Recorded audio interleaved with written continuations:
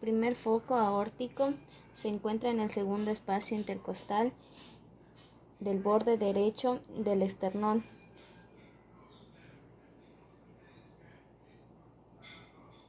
El foco pulmonar es en el segundo espacio intercostal en el borde izquierdo del esternón.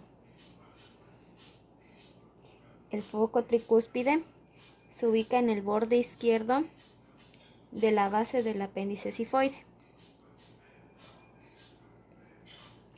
Y el foco mitral se ubica en el cuarto o quinto espacio intercostal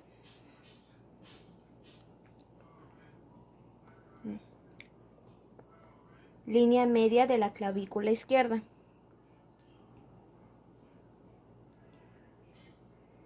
Se encuentra cerca del ápex del corazón.